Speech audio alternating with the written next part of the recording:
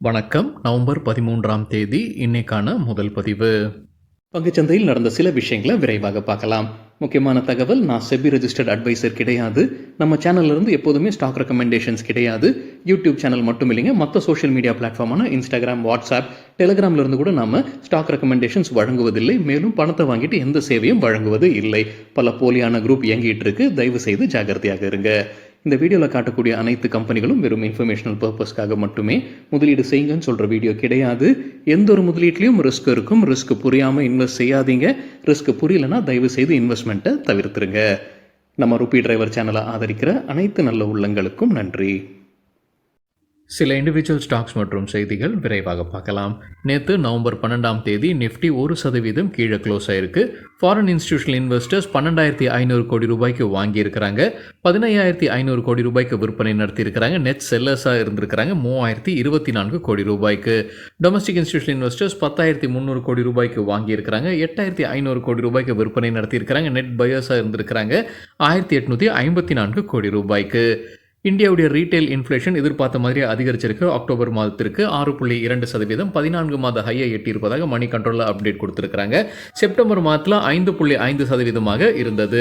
மணி control எதிர்பார்த்தது, அவங்க கருத்து கணிப்பு நடத்தியிருக்கிறாங்க வல்லுநர்களிடையே. அவங்க எதிர்பார்த்தது 5.9%, வந்திருப்பது 6.2%. ஆர்பிஐ வைத்திருக்கக்கூடிய அப்பர் கேப் 6% இன்ஃப்ளேஷன் அதுக்குள்ளே இருக்கணும் அப்படின்னு தான் அவங்க வைத்துக்கிட்டு இருக்கிறாங்க. ஆனால் இது கடந்த ஒரு ஆண்டில் முதல் முறையாக இந்த கேப்பை தாண்டி வந்திருப்பதாக சொல்லியிருக்கிறாங்க மணி கண்ட்ரோல் செய்தியில். ஆர்பிஐ அடுத்த மீட்டிங் டிசம்பர் மாதத்தில் நடைபெற இருக்கு. இன்ட்ரெஸ்ட் ரேட் குறித்து அதை மாற்றுமா இல்லை அப்படியே விட போகிறாங்களா அப்படின்ற மீட்டிங் டிசம்பர் மாதத்தில் நடைபெற இருக்கு. இப்போ இன்ஃப்ளேஷன் அதிகமாக வந்ததுனால பெரும்பாலும் ஆர்பிஐ இன்ட்ரெஸ்ட் ரேட்டில் எந்த மாற்றமும் செய்ய மாட்டாங்கன்ற எதிர்பார்ப்பு இருப்பதாக அதே மணி கண்ட்ரோல் செய்தியில் சொல்லியிருக்கிறாங்க. பிட்காயினுடைய மதிப்பு அதிகரிச்சிருக்கு. $க்கு நிகராக $90,000 பக்கத்தில் இருக்கு ஒரு பிட்காயினுடைய மதிப்புன்னு என்டிடிவி ப்ராஃபிட்டில் தகவல் சொல்லியிருக்கிறாங்க. யூஎஸில் பிரசிடென்ட் எலெக்ஷன் ட்ரம்ப் ஜெயிச்சதற்கு பிறகு பிட்காயினுடைய வளர்ச்சி அதிகமாகவே இருந்துகிட்டு இருக்கு. அவர் பிட்காயினுக்கு சாதகமாக சில விஷயங்களை எடுப்பார்ன்ற ஒரு எதிர்பார்ப்பு இருக்கு. நவம்பர் 5ஆம் தேதி ரிசல்ட்டுக்கு பிறகு பார்க்கும்போது 32% அதிகரிச்சிருக்கு பிட்காயினுடைய மதிப்பு. ரிலையன்ஸ் இண்டஸ்ட்ரீஸ் குறித்து எக்கனாமிக் டைம்ஸ்லேருந்து கிடைத்த ஒரு தகவல், ஆந்திர பிரதேஷ் மாநிலத்தில் அவங்க 65,000 கோடி ரூபாய் முதலீடு செய்வதற்கான வாய்ப்புகள் இருக்குது. அடுத்த 5 ஆண்டில் அவங்களுடைய ரெனியூவபிள் எனர்ஜி பிஸ்னஸ்க்காக 500 பயோகேஸ் ஆலையை அமைப்பதற்கான வாய்ப்புகள் இருக்குது. இதனால் 2 லட்சத்திற்கும் மேற்பட்டோருக்கு நேரடியாக அல்லது மறைமுகமாக வேலை வாய்ப்பு கிடைப்பதற்கான வாய்ப்பு இருக்குன்னு எக்கனாமிக் டைம்ஸில் அப்டேட் கொடுத்துருக்குறாங்க. லைஃப் இன்சூரன்ஸ் கார்பரேஷன் குறித்து சிஎன்பிசி டிவி 18 கிடைத்த ஒரு தகவல், ஜேபி மார்கன் அவங்களுடைய ரேட்டிங்கை டபுள் அப்கிரேட் பண்ணியிருக்காங்க. எல்ஐசியுடைய ரேட்டிங்கை ஜேபி மார்கன் டபுள் அப்கிரேட். புது ரேட்டிங் இப்போ ஓவர் வெயிட், முன்னே இருந்தது அண்டர் வெயிட். எதிர்பார்க்குற டார்கெட் $1,075, முன்ன சொல்லி இந்த டார்கெட் $790. அதாவது நேற்று க்ளோசிங்லேருந்து 16% அதிகரிப்பதற்கான வாய்ப்பு இருக்குது. எல்ஐசியில் 20 அனலிஸ்ட் கவரேஜ் கொடுத்துருக்காங்க. அதில் 15 பேர் பை ரேட்டிங்கும் 4 பேர் ஹோல்டு ரேட்டிங்கும் ஒருவர் செல் ரேட்டிங் கொடுத்துருக்குறாங்க. ஹுண்டாய் மோட்டார் இந்தியா குவார்டர்லி ரிசல்ட்டை அறிவிச்சிருக்கிறாங்க. இந்த குவார்ட்டரில் 1,91,000 வாகனங்களை விற்பனை செய்திருக்கிறாங்க. இதை உள்ளூர் மார்க்கெட்டில் 1.49 லட்சம் வாகனங்களை விற்பனை செய்திருக்கிறாங்க. ஏற்றுமதி செய்திருப்பது 42,300 வாகனங்கள். Consolidated revenue from operations 1,72,000 million ரூபாய், இயர் ஆன் இயர் 7% விழுந்திருக்கு. எபிட்டா மார்ஜின் 12.78%, போன வருடம் இதே குவார்ட்டரில் 13.08% இருந்தது. நெட் ப்ராஃபிட் 13,755 மில்லியன் ரூபாய், போன வருடம் இதே குவார்ட்டரில் 16,285 மில்லியன் ரூபாயாக இருந்தது. பல்ராம்பூர் சீனி மில்ஸ் டிவிடெண்ட் அறிவிச்சிருக்கிறாங்க. ஒரு ஷேருக்கு $3. அதற்கான ரெக்கார்ட் டேட் நவம்பர் 25. இதற்கான பேமெண்ட் டிசம்பர் 5 அல்லது அதற்கு பிறகு செய்யப்படும்னு சொல்லியிருக்கிறாங்க பல்ராம்பூர் சீனி mills. SBI life insurance company தரப்பில் ஒரு அப்டேட் இருக்குது. கம்பெனி ஒரு புது முதலீடு செய்திருக்கிறாங்க. இன்சூரன்ஸ் செக்டரை சார்ந்த பீமா சுகம் இந்தியா ஃபெடரேஷனில் $1,00,000 முதலீடு செய்து 8.33% ஸ்டேக் வாங்கியுள்ளதாக அப்டேட் கொடுத்துருக்காங்க SBI life insurance company. INOX win தரப்பில் ஒரு அப்டேட் இருக்குது. கம்பெனிக்கு ஒரு ரிப்பீட் ஆர்டர் கிடச்சிருக்குன்னு சொல்லியிருக்கிறாங்க. கண்டினியூம் கிரீன் எனர்ஜி கிட்டேருந்து குஜராத் மற்றும் ராஜஸ்தான் மாநிலத்தில் என்ன தொகைக்குன்ற தகவல் கம்பெனி வெளியிடலை. ஏஷியன் ஹோட்டல்ஸ் நார்த் லிமிடெட் தரப்பில் ஒரு அப்டேட் இருக்குது. அவங்க ஒரு ஒன் டைம் செட்டில்மெண்ட்டுக்கு முன் வந்திருக்கிறாங்க. யாருடன் இந்த ஒன் டைம் செட்டில்மெண்ட் பண்ணுறாங்க? JC flower asset reconstruction private லிமிடெடுடன், பஞ்சாப் நேஷனல் பேங்க் மற்றும் ஸ்டாண்டர்ட் கேபிட்டல் மார்க்கெட்ஸ் லிமிடெடுடன் ஒரு ஒன் டைம் செட்டில்மெண்ட்டில் முன் வந்திருப்பதாக Asian hotels north limited update கொடுத்துருக்குறாங்க.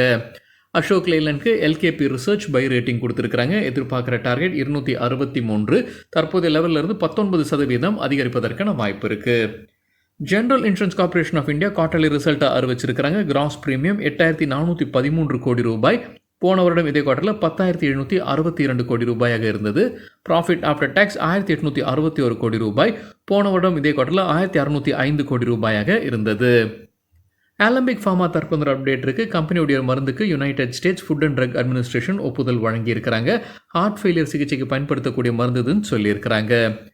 பிரிட்டானியாவுக்கு ரிசல்ட்டுக்கு பிறகு புரோக்கிங் கம்பெனிஸ் என்ன ரேட்டிங் டார்கெட் கொடுத்துருக்காங்க. இப்போ 5,028 லெவலில் ட்ரேட் ஆகிட்டு இருக்கு. நொமூரா நியூட்ரல் ரேட்டிங் கொடுத்துருக்காங்க. எதிர்பார்க்குற டார்கெட் 5,800, 15% அதிகரிப்பதற்கான வாய்ப்பு இருக்குது.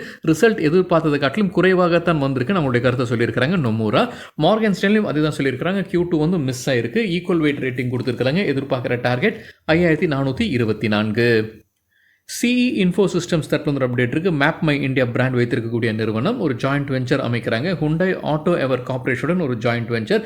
இந்தியாவுக்கு வெளியில் அவங்களுடைய பிஸ்னஸை விரிவாக்கம் செய்வதற்காகத்தான் இந்த ஒப்பந்தம்னு சொல்லியிருக்காங்க. சிஇ இன்ஃபோ சிஸ்டம்ஸ் குவார்ட்டர்லி ரிசல்ட்டும் அறிவிச்சிருக்கிறாங்க.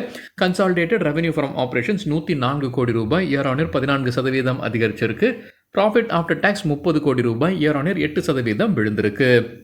காட்ரேஜ் இண்டஸ்ட்ரீஸ் ஒரு புது முதலீடு செய்திருக்கிறாங்க. கோவா நிறுவனமான சாவனா surfactants லிமிடெடுடைய food additives and எமில்சிஃபயர் business அவங்க வாங்குறாங்க 76 கோடி ரூபாய்க்கு. ஜைடஸ் லைஃப் சயின்சஸ் குவார்ட்டர்லி ரிசல்ட்டை அறிவிச்சிருக்கிறாங்க. ரெவன்யூ ஃப்ரம் ஆப்ரேஷன்ஸ் 52,370 மில்லியன் ரூபாய், இயர் ஆன் இயர் 20% அதிகரிச்சிருக்கு. நெட் ப்ராஃபிட் 9,112 மில்லியன் ரூபாய், இயர் ஆன் இயர் 14% அதிகரிச்சிருக்கு. கணேஷ் இக்கோஸ்பியர் டிவிடெண்ட் அறிவிச்சிருக்கிறாங்க. ஒரு ஷேருக்கு ₹1.50. அதற்கான record date November 23. எவரடி industries quarterly result அறிவிச்சிருக்கிறாங்க. ரெவன்யூ 362 கோடி ரூபாய், இயர் ஆன் இயர் ஃப்ளாட்டாக இருந்தது.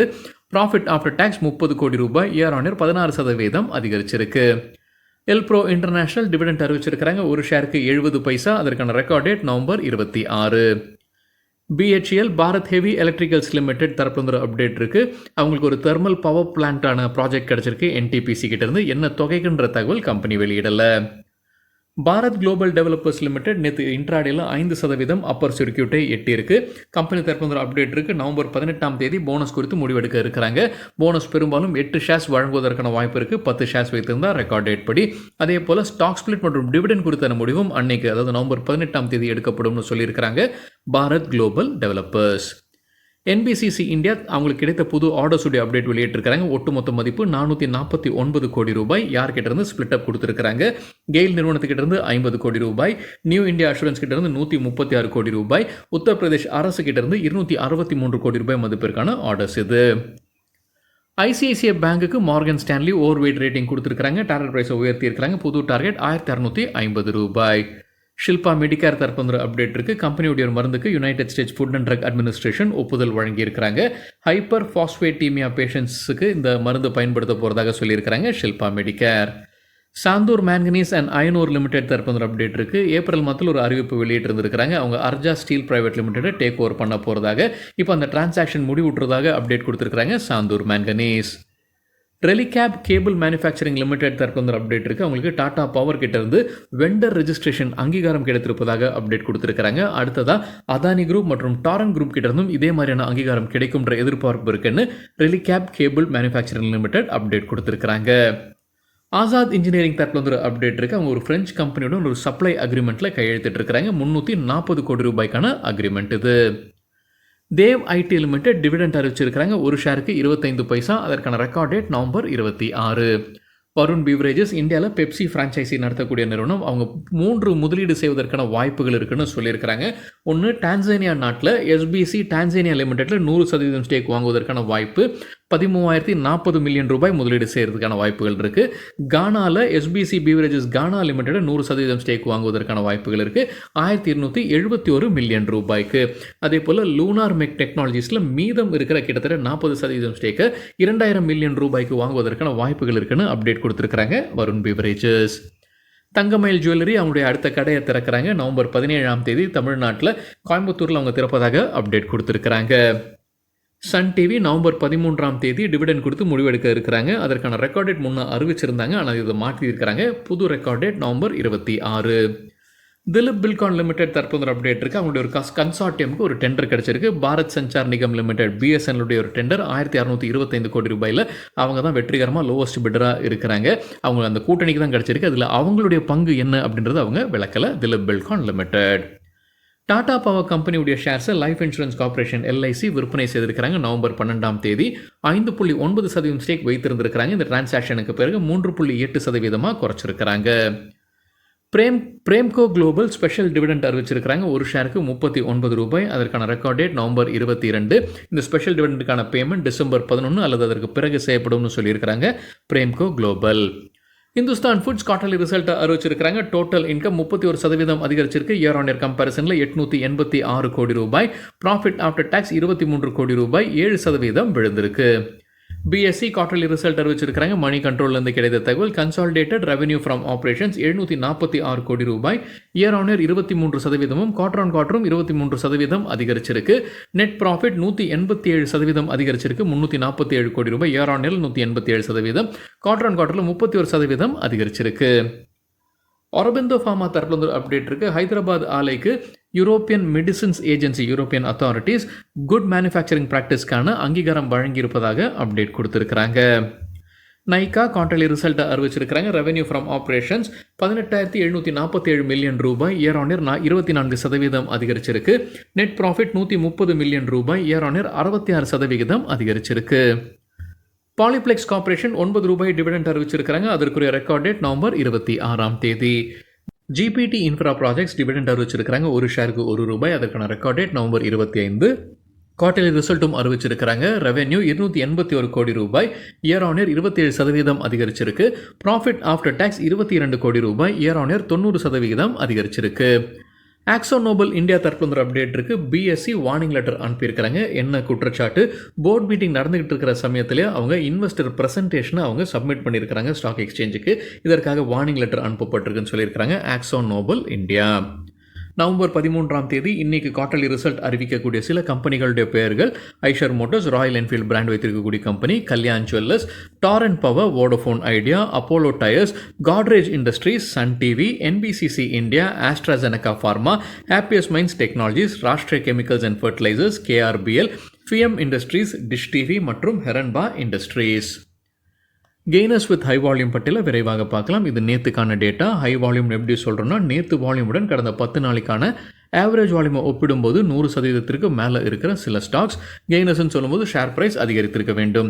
எஸ்டிசி இந்தியா 16% ஷேர் ப்ரைஸும் 722% வால்யூம் அதிகரிப்பு.